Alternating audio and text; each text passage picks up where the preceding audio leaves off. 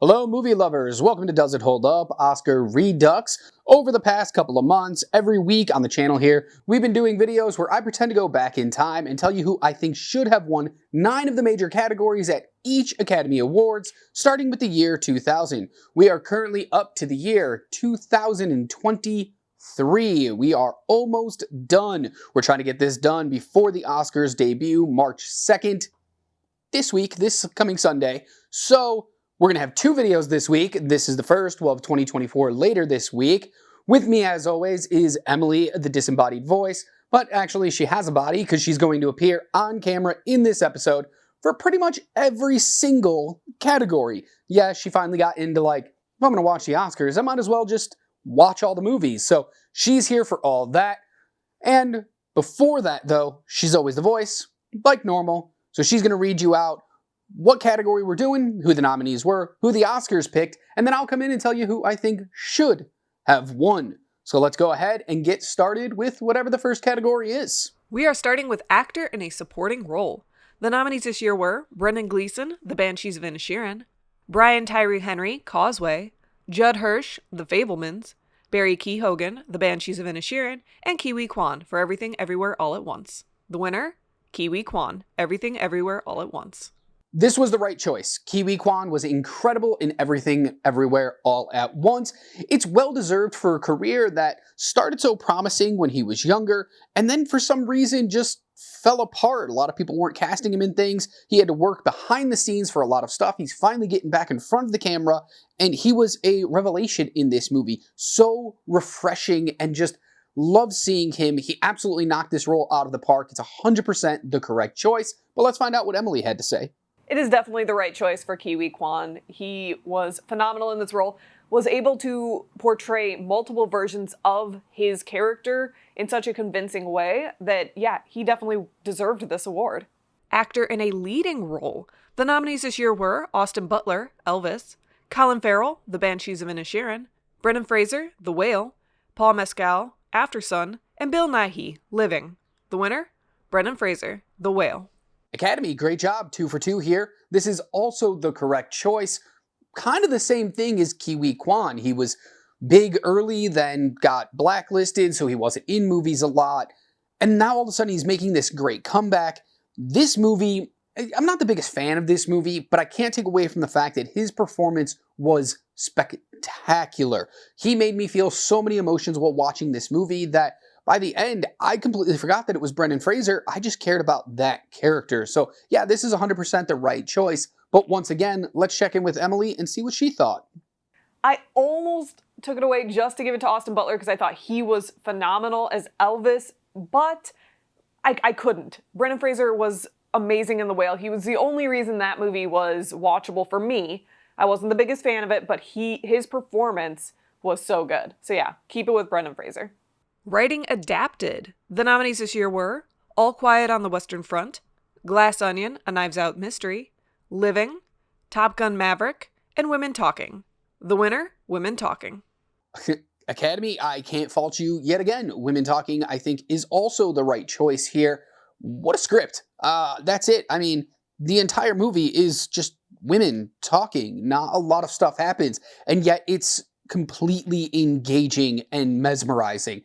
Performances probably helped with that, but it does start here with the script, and this was the right choice. Emily, what do you think? I also am keeping it with Women Talking because the entire movie was based on, the script was this movie. That's all. And it was so interesting, so good. Yes, I'm keeping it with Women Talking. Writing original. The nominees this year were The Banshees of Inisherin, Everything Everywhere All at Once, The Fabelmans, Tar, and Triangle of Sadness. The winner, Everything Everywhere All at Once. I'm going to disagree for the first time on this episode because I don't think that's the right choice. I think the script for Everything Everywhere All at Once was really messy. Really just didn't know where it was always going, and they threw in a lot of surprises just for surprise sake. It didn't really make sense for the story. I'm giving it to The Banshees of Inisherin because I think that is the right choice. That movie is incredible. The script is fantastic. The action, the pacing, the dialogue, everything about this script, the story is just so pure and good. Absolutely love this movie. If you haven't seen it, check it out. Banshees of Inisherin should have won this award. I'm not sure Emily's going to agree, but let's find out. I'm also going to take it away from Everything Everywhere All at Once, and I am also giving it to The Banshees of Inisherin. This was a movie that probably shouldn't have been interesting, but was, and it starts with the script. So, Banshees of Inisherin. Actress in a supporting role. The nominees this year were Angela Bassett, Black Panther Wakanda Forever, Hong Chow, The Whale, Carrie Condon, The Banshees of Inisherin, Jamie Lee Curtis, Everything Everywhere All at Once, and Stephanie Hsu, Everything Everywhere All at Once. The winner? Jamie Lee Curtis, Everything Everywhere All at Once. The Academy swings and misses yet again. I know a lot of people are probably going to be like, you should give it to Angela Bassett for Black Panther Wakanda Forever. That was the right choice. And you're right, but also wrong. I think she was incredible in this movie in Black Panther. Should she win the award? I mean, a lot of people would give it to her. I'm going to give it to Hong Chow for The Whale, though, because she came out of nowhere, and this role was so spectacular. She's part of the emotional core of that movie, and somehow she pulls it off. Against a heavyweight, no pun intended, in Brendan Fraser, pulling the best work of his career, and she holds her own against it. She's phenomenal in this movie. I would have given her the award. Angela Bassett, though, great choice. Emily, what do you think? I'm actually going to take it away from all of those people and giving it to Stephanie Hsu because her role in Everything Everywhere All at Once was insane. It's kind of similar to the idea of Ke Huy Quan, in which she was able to portray so much with her performance in this character that it made this movie very interesting to watch. So I chose Stephanie Hsu for Everything Everywhere All at Once. Actress in a leading role. The nominees this year were Cate Blanchett, Tar, Ana de Armas, Blonde, Andrea Riseborough, To Leslie, Michelle Williams, The Fabelmans, and Michelle Yeoh, Everything Everywhere All at Once. The winner? Michelle Yeoh, Everything Everywhere All at Once.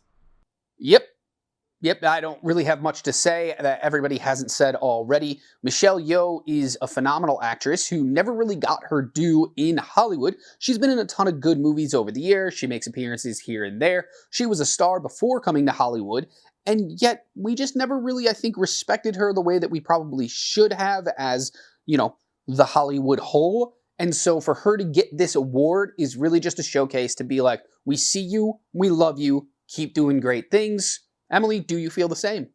Michelle Yeoh definitely deserved this award, and I'm going to keep it with her. She was able to portray so much with her performance, and she was the emotional core of this movie. She made this movie work. Best Animated Feature. The nominees this year were Guillermo del Toro's Pinocchio, Marcel the Shell with Shoes On, Puss in Boots: The Last Wish, The Sea Beast, and Turning Red. The winner? Guillermo del Toro's Pinocchio.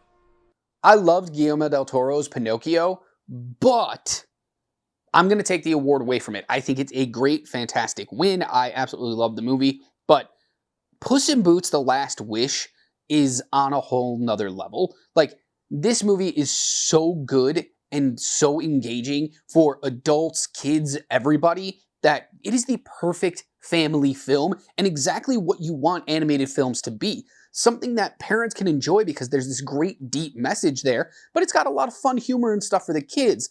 But if the kids want to have a bigger conversation, there's so much that can happen with Puss in Boots: The Last Wish. So I 100% think it should have won the award because it stands on its own as a masterpiece. Emily, thoughts? I actually do agree with you in the fact that it should have been Puss in Boots: The Last Wish.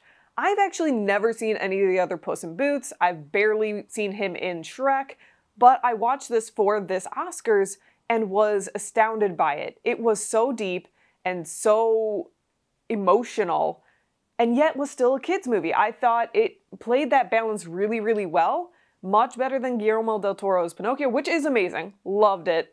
It's just a little bit more adult than I was expecting. So I am also giving it to Puss in Boots: The Last Wish. Best Directing. The nominees this year were Todd Field, Tar, Daniel Kwan and Daniel Scheinert, Everything Everywhere All at Once, Martin McDonagh, The Banshees of Inisherin, Ruben Östlund, Triangle of Sadness, and Steven Spielberg, The Fabelmans. The winner? Daniel Kwan and Daniel Scheinert, Everything Everywhere All at Once. God, this is a crazy category. I'm going to take it away from the Daniels. Not the biggest fan of Everything Everywhere All at Once. I think it was an overly hyped movie. I don't think it's like one of the worst movies ever made. I don't think it's one of the worst Oscar winners ever for all the awards that it won on the night. Not the biggest fan of it. I'm going to give it to Martin McDonagh for the Banshees of Inisherin because he brought back together a team that he knows, he cares about, he loves, and they created something completely beautiful, but it's completely different from the last time those three gentlemen worked together in Bruges. So it's nice to see that they changed things up and that McDonagh can do other things. And what he did with the Banshees of Inisherin, which is this slow-paced story about two best friends, and somehow he comes out and goes, but it's also super intriguing and engaging, and you're going to want to watch it. So I'm giving it to him for that. Emily, do you agree? We're in agreement yet again. I am also going to take it away from Everything Everywhere All at Once and giving it to the Banshees of Inisherin. This is a movie that should not have worked, in my opinion. It should have been super boring, and yet it was fascinating to watch. It was well directed. He deserved that award.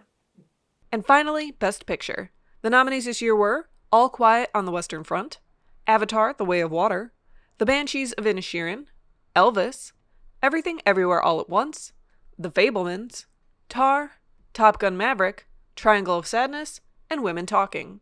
The winner? Everything Everywhere All at Once. No, it's not. Again, a lot of people will probably be angry at this. This just wasn't a movie for me. I can understand why people appreciated it, why people liked it, but I also think it's a movie that just hit at the right time, and I don't think that necessarily means it's the best movie. I'm going to go a little outside the box here, but I have my reasons. I'm going to give it to Top Gun: Maverick. Yes, let the groans start, let the hate comments flow in and everything, but Top Gun: Maverick did something that movies just don't really do. It took a classic movie that most people agree is absolutely amazing and somehow took it up a tier. Top Gun: Maverick is better than Top Gun, and bringing back legacy characters and telling a legacy story is extremely hard to do in Hollywood. We watch tons of legacy sequels completely fail. And the bit about, well, it's got to be as real as possible, again puts this movie on another level. What other movie out here is like, it's real? They went in real jets. They were on real bases. They did everything as real as possible. None of them. I think a lot of movies in this category are absolutely incredible, but Top Gun: Maverick wasn't just a box office hit. It's also just an incredibly well-made film with a very engaging story and created a lot of stars coming out of it. So Top Gun: Maverick would be my choice. Emily's probably not going to agree, but for the final time, let's go to her. I agree with you to a point. I agree that Everything Everywhere All at Once was not the best movie of the year. While I do enjoy it, I think it had a lot of depth, a lot of story to it, I just think there was a movie that was better, and for me, that was All Quiet on the Western Front. I think this movie had so much to say, was so beautiful, was acted wonderfully, and it was, to me, the best movie that was made that year. So I'm giving the Best Picture award to All Quiet on the Western Front. All right, that's it for the show this episode, going back to 2023 to redo the Academy Awards. We'll be back again later this week with 2024 and another video where I tell you who I think should win each Oscar this year. So like, share, subscribe so you never miss a video from us. And until I see you again, remember to be good to yourself, kind to others, and keep watching movies.